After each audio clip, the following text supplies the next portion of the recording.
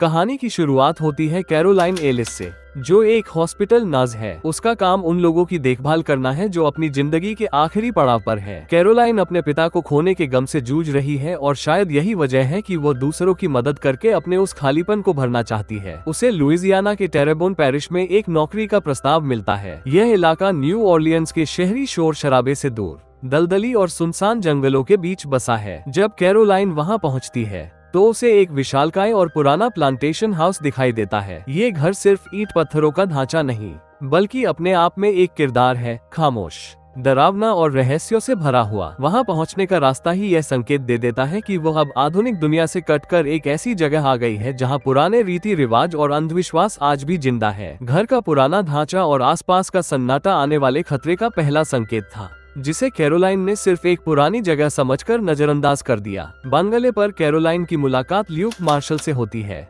जो डेवरो परिवार का वकील है। ल्यूक का व्यक्तित्व काफी आकर्षक और सुलझा हुआ लगता है। वो कैरोलाइन को बताता है कि घर के मालिक बेन डेवरो को एक गंभीर स्ट्रोक आया है, जिससे वो पूरी तरह पैरालाइज हो गया है और उसे एक पूर्णकालिक नर्स की जरूरत है। ल्यूक कैरोलाइन और इस घर के बीच एक पुल का काम करता है। इसके बाद कैरोलाइन की मुलाकात घर की मालकिन वायलट डेवरो से होती है। वायलट का स्वागत गर्मजोशी भरा नहीं था। वो कैरोलाइन को शक की निगाह से देखती है। वायलट का ये कहना कि ये लड़की इस घर को नहीं समझ पाएगी, एक बहुत बड़ा संकेत था। ये सिर्फ एक बाहरी व्यक्ति होने की बात नहीं थी, बल्कि यह इशारा था कि कैरोलाइन उस दुनिया या विश्वास का हिस्सा नहीं है जो इस घर में चलता है। ल्यूक के मनाने पर वायलट मान तो जाती है, लेकिन उसकी आंखों में एक अजीब सी बेचैनी और जल्दबाजी दिखाई देती है, जैसे वो किसी वक्त के साथ दौड़ लगा रही हो। अगली सुबह जब कैरोलाइन अपना सामान लेकर उस पुराने घर में शिफ्ट होने के लिए निकलती है, तो रास्ते में उसे एक गैस स्टेशन पर कुछ बहुत अजीब दिखाई देता है। स्टेशन के दरवाजे की दहलीज पर लाल ईंट के चूने की एक मोटी लकीर खींची हुई थी,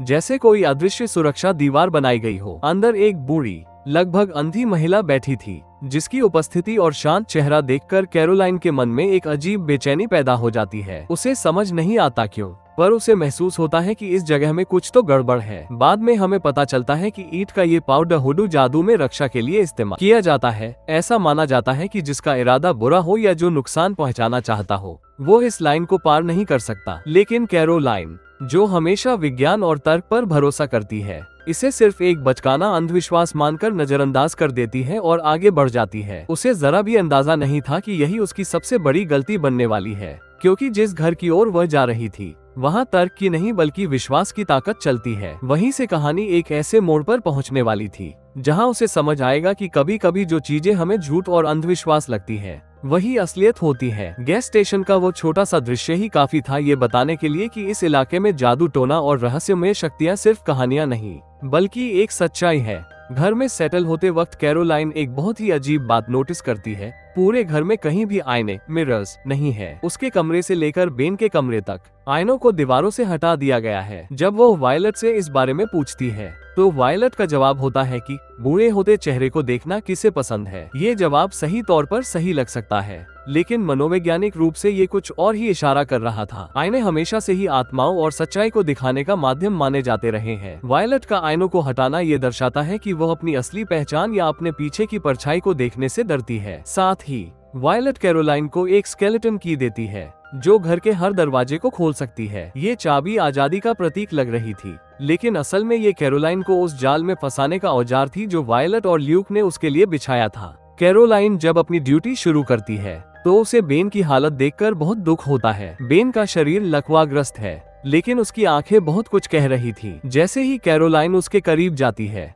बेन उसका हाथ कसकर पकड़ लेता है। ये सिर्फ एक मरीज की घबराहट नहीं थी, बल्कि मदद की एक खामोश गुहार थी। बेन कुछ बोलने की कोशिश करता है, लेकिन शब्द उसके होठों तक आकर दम तोड़ देते हैं। तभी वायलट वहां आती है और उसे एक सफेद रंग की दवा देती है। वायलट का समय पर दवा देने को लेकर इतना सख्त होना और बेन का दवा पीते ही शांत हो जाना कैरोलाइन के मन में शक पैदा करता है। एक मेडिकल प्रोफेशनल होने के नाते कैरोलाइन को लगता है कि शायद बेन का इलाज सही नहीं हो रहा है या उसे जानबूझकर ऐसी दवा दी जा रही है जिससे वो हमेशा नशे की हालत में रहे। ये पहला मौका था जब कैरोलाइन ने वायलट के इरादों पर शक करना शुरू किया।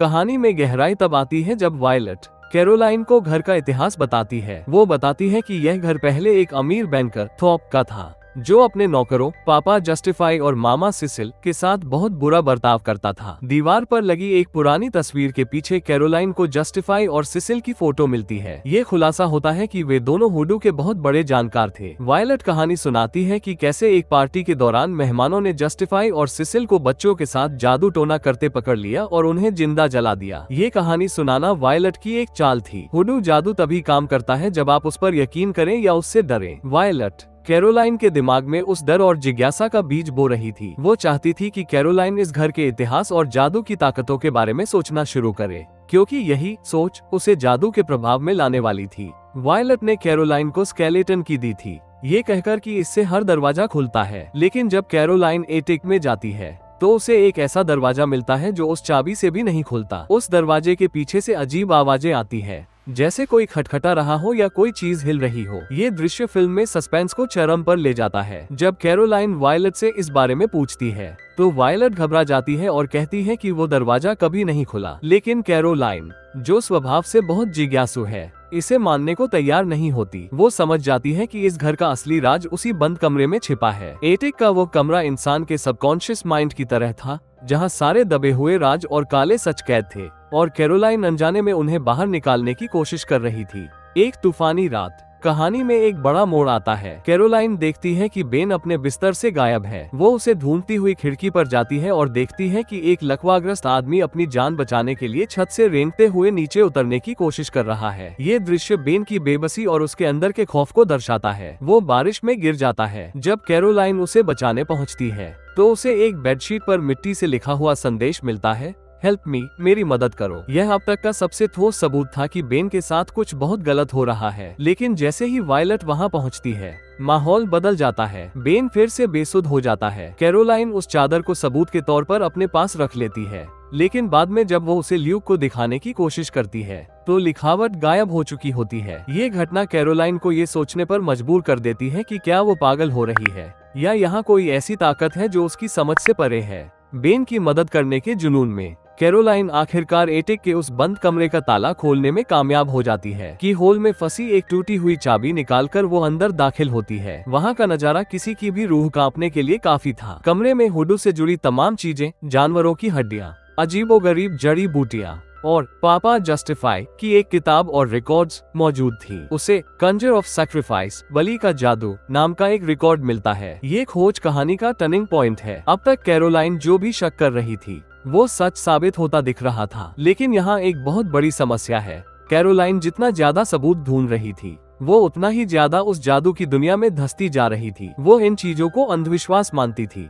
लेकिन अब वो इनके मतलब समझने की कोशिश कर रही थी। और यही वायलट की योजना थी। अपने शहर न्यू ऑर्लियंस जाकर कैरोलाइन अपनी दोस्त जिल को वो रिकॉर्ड सुनाती है और एक हुडू विशेषज्ञ से मिलती है। यहाँ फिल्म का सबसे महत्वपूर्ण नियम सामने आता है। हुडू कोई काला जादू नहीं है, यह एक मनोविज्ञान है। यह आप पर तभी असर करेगा जब आप इस पर यकीन करेंगे। जिल की यह बात पूरी फिल्म का थीम है। अगर आप डरते हैं तो आप कमजोर हैं। कैरोलाइन को लगता है कि बेन पर मानसिक असर हुआ है, यानी वायलट ने बेन को यकीन दिला दिया है कि वह बीमार है, इसलिए वो बीमार हो गया। कैरोलाइन, जो एक आधुनिक मेडिकल साइंस की जानकार है, अब एक बहुत ही खतरनाक फैसला लेती है। वो सोचती है कि अगर बीमारी विश्वास से पैदा हुई है तो उसका इलाज भी विश्वास से ही होगा। वो हुडू का इस्तेमाल करके बेन को ठीक करने की ठान लेती है, बिना ये जाने कि वो आग से खेलने जा रही है। वापस आकर कैरोलाइन वायलट का सामना करती है। वायलट उसे एक और कहानी सुनाती है कि कैसे जस्टिफाई और सिसिल ने मरने के बाद भी उस घर को नहीं छोड़ा और वे आईनों में दिखाई देते हैं। वो कहती है कि बेन पर उन्हीं आत्माओं का साया है। वायलट का ये नाटक इतना बेहतरीन था कि कैरोलाइन को लगने लगा कि वायलट शायद खुद भी डरी हुई है और अंधविश्वास की शिकार है। लेकिन असलियत में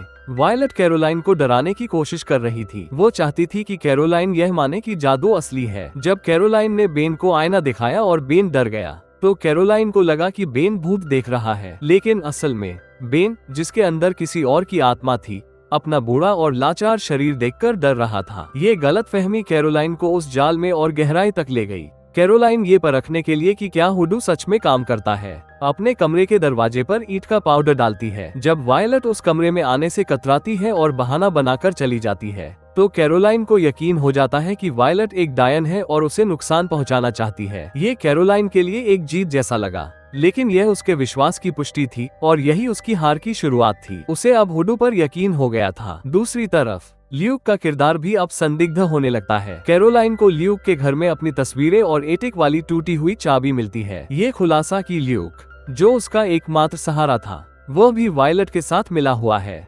कैरोलाइन को पूरी तरह तोड़ देता है। उसे समझ आ जाता है कि उसे नौकरी पर रखना ये सब एक सोची समझी साजिश थी। सच्चाई जानने के बाद कैरोलाइन बेन को लेकर भागने की कोशिश करती है। ये फिल्म का सबसे तनावपूर्ण हिस्सा है। गेट तोड़ने की कोशिश करती है और अंत में बेन को गार्डन शेड में छिपा देती है, लेकिन ल्यूक उसे पकड़ लेता है। यहाँ एक बहुत ही दिलचस्प दृश्य है। कैरोलाइन ल्यूक से बचने के लिए ईंट के पाउडर का इस्तेमाल करती है। ल्यूक उस पाउडर की लकीर को पार नहीं कर पाता। ये देखकर दर्शकों को लगता है कि जादू सच है, लेकिन अगर हम गहराई से देखें तो ये भी एक मनोवैज्ञानिक खेल हो सकता है, या फिर यह सच में जादू था। खैर, इस वक्त तक कैरोलाइन का दिमाग पूरी तरह से उस जादुई दुनिया के नियमों को मान चुका था। वो अब एक नर्स की तरह नहीं, बल्कि एक हुडू मानने वाले की तरह लड़ रही थी। उसने वायलट को सीढ़ियों से गिरा दिया और खुद को बचाने के लिए एटिक की ओर भागी, वही जगह जहां उसका अंत लिखा था। वायलट से बचने के लिए कैरोलाइन एटिक में घुस जाती है। वहां वही सुरक्षा मंत्र तैयार करती है जो उसने वायलट से छीना था। वो अपने चारों ओर एक घेरा बनाती है,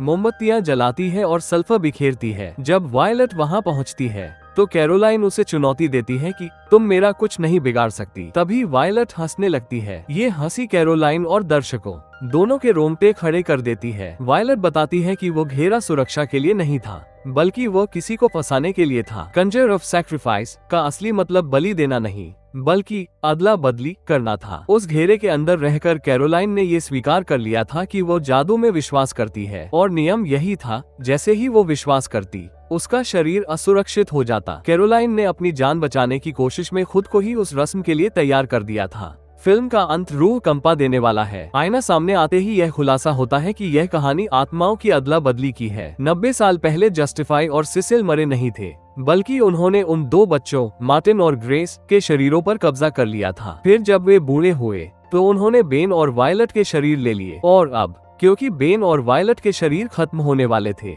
उन्हें नए और जवान शरीरों की जरूरत थी। ल्यूक और कैरोलाइन। रस्म पूरी होती है। कैरोलाइन की आत्मा वायलट के बूढ़े टूटे हुए शरीर में कैद हो जाती है और मामा सिसिल की आत्मा कैरोलाइन के जवान शरीर में आ जाती है। इसी तरह ल्यूक के शरीर में पापा जस्टिफाई है। अंत में कैरोलाइन अब बूढ़ी वायलट के शरीर में को एक स्ट्रोक का मरीज बताकर एम्बुलेंस में ले जाया जाता है। वो चीखना चाहती है लेकिन बोल नहीं सकती। उसकी दोस्त जिल उसे पहचान नहीं पाती। बुराई की जीत होती है और अच्छाई एक खामोश लकवाग्रस्त शरीर में हमेशा के लिए कैद हो जाती है। यह अंत हमें ये सोचने पर मजबूर करता है कि कभी कभी हमारा विश्वास ही हमारा सबसे बड़ा दुश्मन बन सकता है। अगर आपको कहानी पसंद आए तो वीडियो को लाइक और चैनल को सब्सक्राइब जरूर से कर लेना। मिलते हैं नेक्स्ट वीडियो में।